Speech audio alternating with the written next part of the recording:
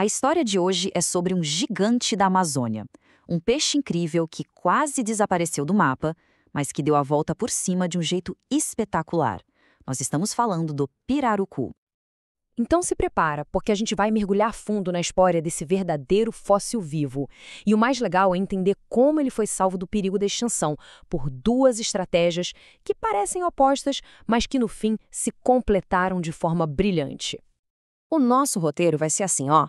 Primeiro, quem é esse gigante amazônico? Depois, vamos entender o sufoco que ele passou quase sumindo. Aí, a gente entra nas duas saídas geniais para salvar o bicho. Uma pela criação e outra pelo manejo na natureza. E no final, claro, a gente vê como tudo isso leva a um futuro bem mais sustentável.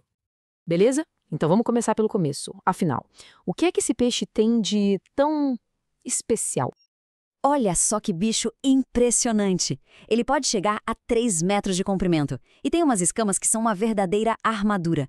Além disso, é um predador voraz, só come outros peixes e ainda por cima é um peixe família. Os casais ficam juntos para construir o ninho e cuidar dos filhotes.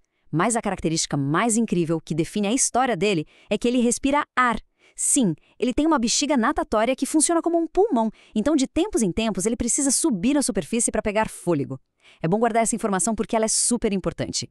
Pois é, mas toda essa imponência, essa carne saborosa, acabou virando uma maldição para ele. A carne do pirarucu é famosa, é macia, saborosa, quase não tem espinha. Virou o que chamam de o bacalhau da Amazônia. E claro, com tanto valor comercial, o que aconteceu? A pesca virou predatória, uma caça sem controle que por décadas foi empurrando a espécie para o buraco.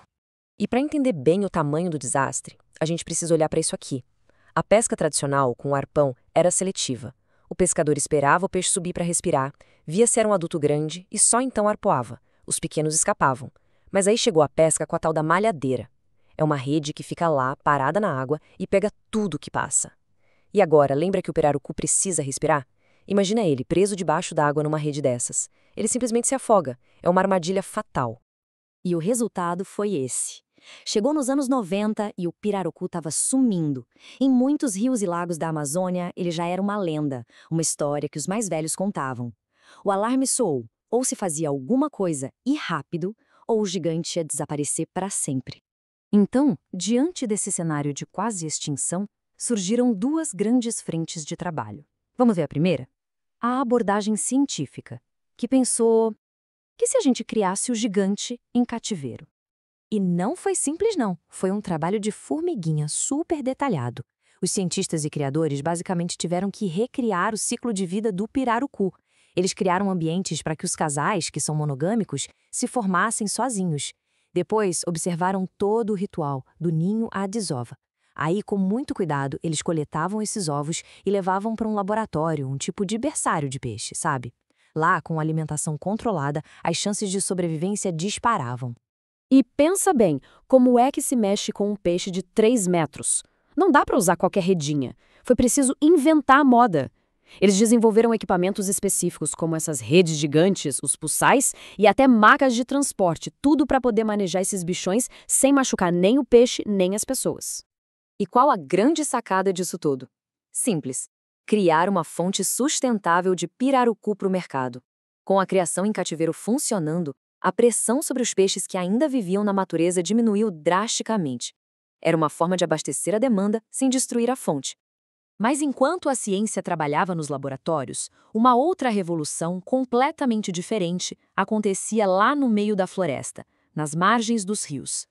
Essa é a abordagem comunitária. A ideia foi inverter a lógica. Em vez de proibir e fiscalizar de longe, o poder de cuidar do pirarucu foi entregue a quem mais entende dele, os próprios pescadores ribeirinhos.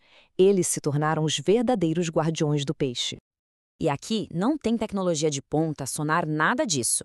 A ferramenta é o conhecimento ancestral. Eles desenvolveram uma técnica chamada contagem de boiada.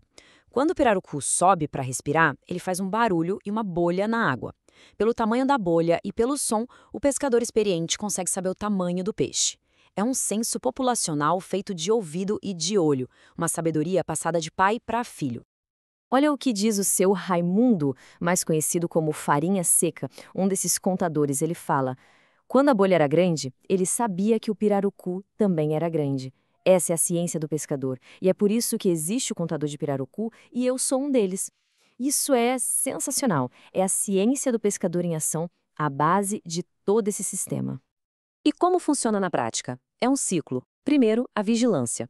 As próprias comunidades patrulham os lagos para impedir a pesca ilegal. Segundo, a contagem. Uma vez por ano, eles usam a técnica da boiada para saber quantos pirarucos adultos tem ali. E terceiro, com base nesse número, eles definem uma cota de pesca. É um sistema de autogestão. Eles cuidam, eles contam e eles pescam de forma planejada. Certo, então a gente tem a ciência de um lado e a comunidade do outro. E o resultado dessa união? Bom, é uma baita história de sucesso. O pilar de tudo é essa regra de ouro aqui. A cota de pesca sustentável nunca pode passar de 30% dos peixes adultos que foram contados. Por quê? Para garantir que os outros 70% fiquem lá, tranquilos, para se reproduzir e garantir a população do ano seguinte. É pensar no futuro. E funciona. Olha só esse número. Em 2017, só o grupo de pescadores liderado pelo Farinha Seca conseguiu pescar de forma legal e sustentável mais de 4.000 pirarucus. Pensa bem, de um cenário de quase extinção para uma pesca abundante e organizada. É uma virada de jogo espetacular. E é aqui que a história fica ainda mais bonita. O que salvou o pirarucu não foi uma coisa ou outra, foi a combinação das duas. A ciência, com a criação em cativeiro, aliviou a pressão. E as comunidades, com um manejo sustentável, recuperaram e protegeram os peixes na natureza. Duas estradas que levaram ao mesmo destino, um futuro próspero e equilibrado. O retorno do pirarucu é muito mais do que salvar um peixe. É um modelo, é uma prova de que é possível ter recuperação ambiental, gerar renda para a comunidade e, ao mesmo tempo, valorizar e preservar a cultura local. Então, a história do pirarucu deixa uma reflexão no ar, não é? Se funcionou tão bem com ele, quantos outros tesouros da nossa natureza não poderiam ser salvos se a gente conseguisse unir assim o melhor da ciência com o melhor do conhecimento tradicional?